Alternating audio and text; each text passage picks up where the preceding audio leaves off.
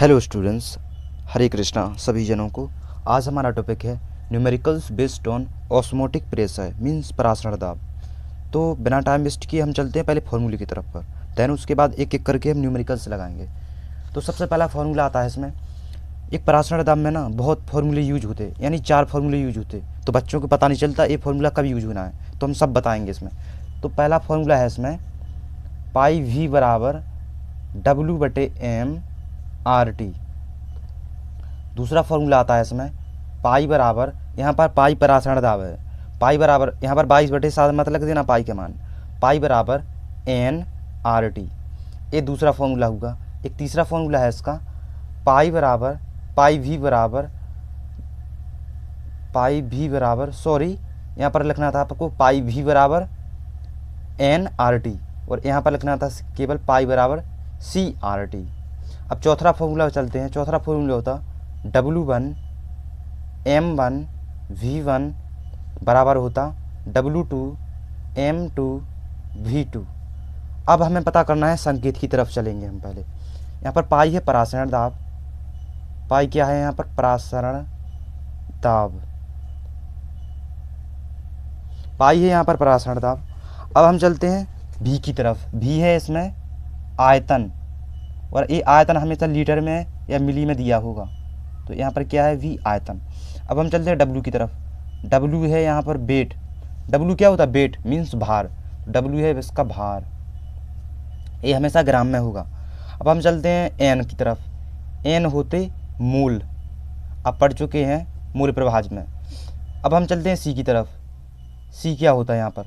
सी होता मूलल सांद्रता। अब यहाँ पर W फिर से आ गया। M का मतलब है यहाँ पर अणुभार। M का मतलब होता है मोलिकुलर वेट मीन्स अणुभार, तो M का मतलब क्या है यहाँ पर? अणुभार।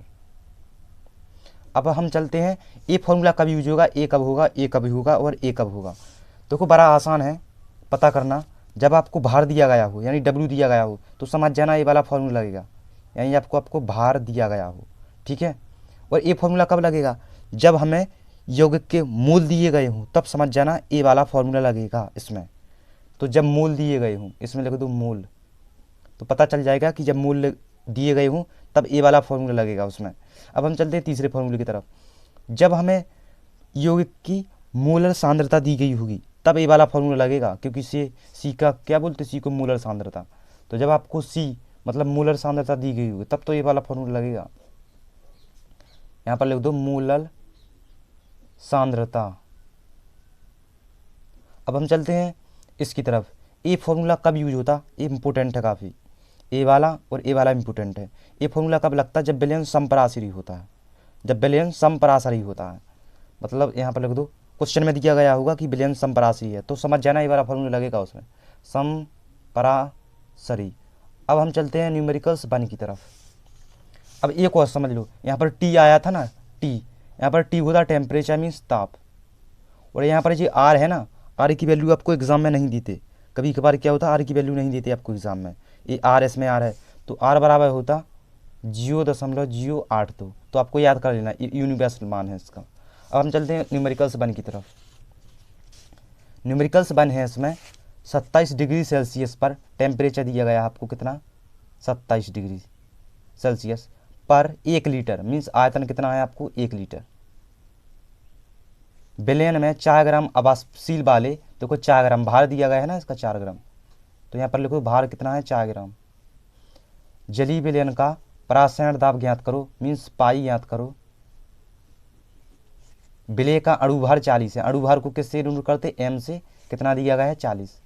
तो सिंपली कौन सा फॉर्मूला लगेगा? जब हमें देखो भार दिया गया हो यानी W, तो W जब दिया गया हो तो हमने बताया था ए वाला फॉर्मूला लगेगा इसमें। ये तीनों फॉर्मूले नहीं लगेंगे इसमें, तो ए वाला फॉर्मूला लगाएंगे पाई भी बराबर W/m/RT। तो लगाओ इसमें जल्दी से, पाई भी बराबर W/m/RT मान रख दो। देखो हमें चाहिए परासरण दाब, तो हम पाई को यहीं पर रहने देंगे, भी को भेजेंगे इसके नीचे, तो क्या हो जाएगा? पाई बराबर W/m, भी आएगा इसके नीचे, M/RT। अब इसका मान रख दो। W का मान कितना है इसमें? 4 ग्राम, एम का मतलब क्या, एम का देखो यहाँ पर दिया गया है 40, तो यहाँ पर लिखना पड़ेगा आपको 40, यहाँ पर लिख दो 40 सिंपली। भी देखो भी है यहाँ पर 1 लीटर, तो यहाँ पर लिख दो 1।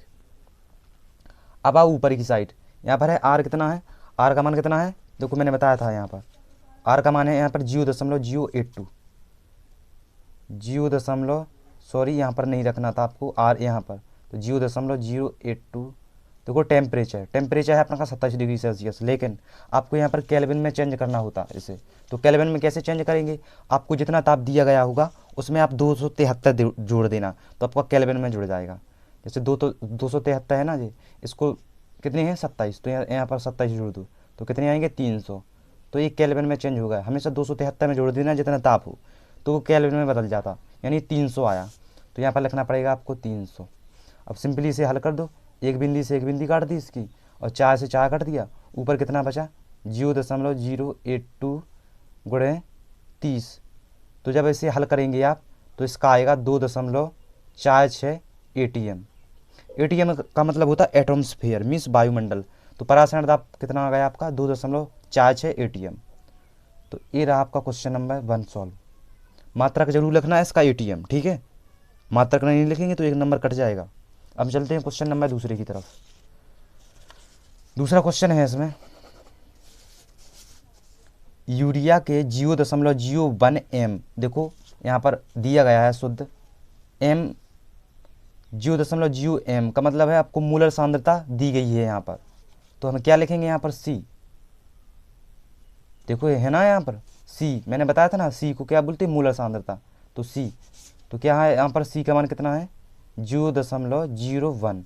बिलियन का 27 डिग्री सेल्सियस पर ताप आपको कितना दिया गया है यहाँ पर 27 डिग्री सेल्सियस, ठीक है। पराशरण दाब की गणना करो, ठीक है, कर लेते पराशरण दाब की मान पाई की वैल्यू। तो जब आपको मोलर सांद्रता यानी C दी गई हो तब ए वाला फॉर्मूला लगेगा इसमें। कौन सा फॉर्मूला, ए वाला, ये अब जे फॉर्मूले नहीं लगेंगे इसमें, ए वाला लगेगा, पाई बराबर CRT। तो यहाँ पर रखो पाई बराबर CRT। अब सिंपली हल कर दो, C का मान आपके ऊपर है 0.01, आर का मान कितना होता है देखो यहाँ पर मैंने लिख दिया था 0.082, 0.082। टी का मान देखो 27 डिग्री सेल्सियस है, वैसे ही करना जैसे मैंने पहले किया था, 273 में जितने डिग्री सेल्सियस दिया हो उसे जोड़ देना, तो 27 है, तो जोड़ेंगे तो कितना आएगा 300, यहाँ पर लिख दो 300। अब आपको क्या करना है, यहाँ पर दोबारा बताएंगे मैं 0.01 गुणे 0.082 गुणे 300। अब क्या करना है, देखो 2 अंक है ना इसमें 1 और 2, तो इस दशमलव को हटा रहे हैं और यहाँ पर 2 जीरो बढ़ा रहा हूँ मैं, तो 2 जीरो बढ़ा सकते हैं। अब मैंने क्या किया, इस 2 जीरो से इस 2 जीरो को काट दिया, ये इसका काम होगा 1 गुणे 0.082 गुणे 3।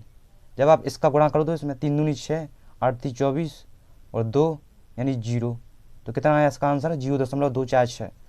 तो पाई बराबर कितना आ गया 0.246। इसका मतलब क्या होता है ATM, यानी एटमॉस्फेयर मीन्स वायुमंडल। तो क्वेश्चन नंबर दूसरा सोल्व हो गया अपना।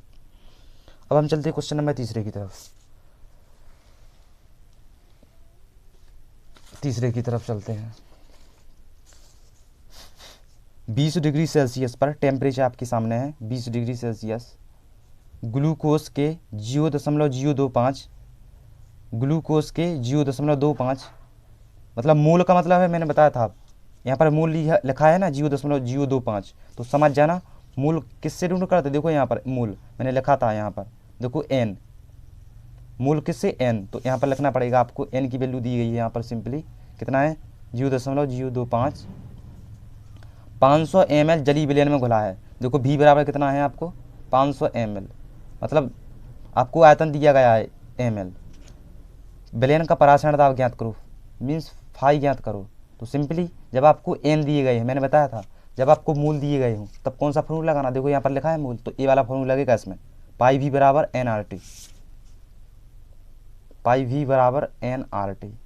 अब मान रख दो v को यहाँ पर लाओ क्योंकि पराशरण दाब ज्ञात करना है आपको, तो पाई बराबर क्या हो जाएगा nRT, ये भी नीचे आ जाएगा इसके। अब मान रख दो n का मान कितना है 0.025, 0.025, r का मान कितना होता है 0.82।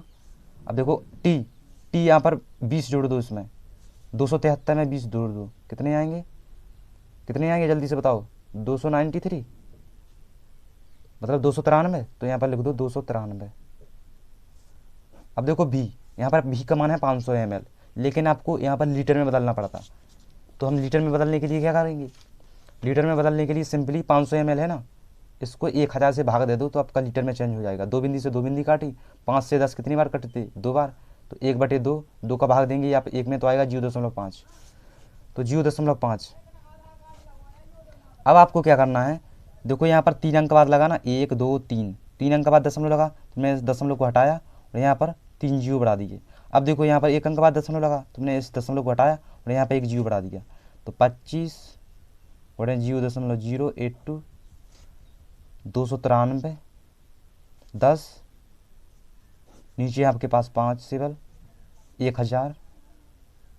अब हमने क्या किया, एक बिंदी से एक बिंदी काटी, इसकी काट सकते ना, काट सकते कि नहीं काट सकते। और ये 25 से कितनी बार कटेगा, 5, 5 से मैंने 25 कितनी बार कटा, 5 बार, तो 5 गुणे 0.082 गुणे 293। अब इसका मल्टीप्लाई करना आपका काम है, अब मेरा काम नहीं रहेगा। जब आप इसका मल्टीप्लाई करेंगे तो आएगा, पाई के मान आएगा 1.2 ATM। अब इसका मल्टीप्लाई करके देख लेना, अब ये आपका काम है, मैंने तो इतना सॉल्व कर दिया, अब ये आपका काम है। नीचे इसके 100 भी है, याद रखना एक चीज़, ठीक है, तो ये आपका काम है। अब मैंने तो इसे सॉल्व कर दिया, इसका मान आएगा पाई बराबर 1.2 ATM, नीचे इसके 100 भी हैं अभी, तो इसका हल कर देना, तो पाई बराबर कितना आएगा 1.2 ATM। मात्रक लिख देना इसका जरूर, एटमॉस्फेयर। अब हम चलते हैं क्वेश्चन नंबर 4 की तरफ, जो क्वेश्चन नंबर 4 बड़ा इंपॉर्टेंट है। क्वेश्चन नंबर 4 है इसका, सुक्रोज का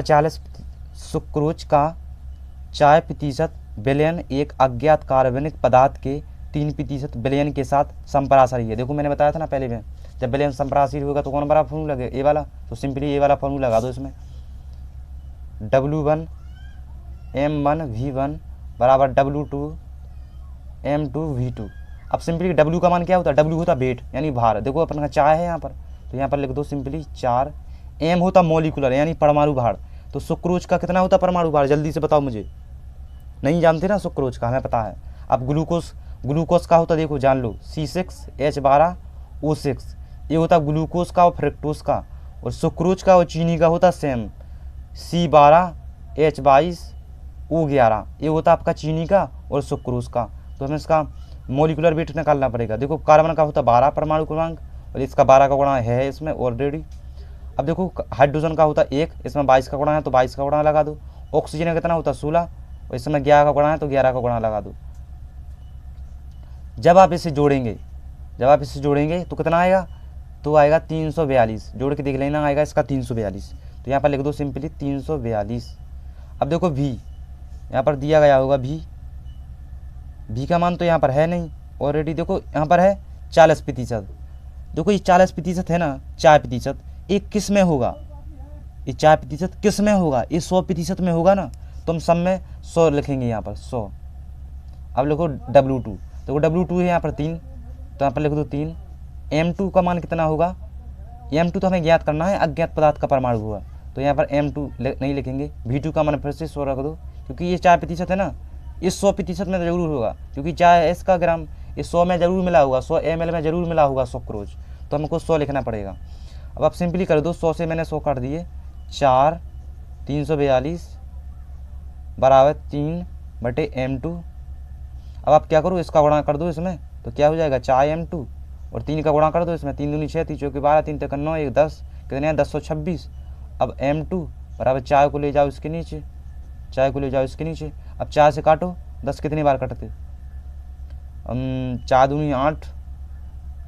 अब काटेंगे तो आ जाएगा इसका 256.5, काट के देख लेना, आएगा इसका 256.5। मैंने ऑलरेडी पहले से किया रखा है कि उसमें हमें को मल्टीप्लाई ना करना पड़े, इसलिए M2 का मान कितना आ गया इसमें, यानी परमाणु भार कितना आ गया, अज्ञात पदार्थ का परमाणु भार कितना आ गया 256.5। तो फाइनली इसका परमाणु भार कितना आ गया 256.5। तो आपको ये वीडियो कैसा लगा मुझे कमेंट करके जरूर बताएं।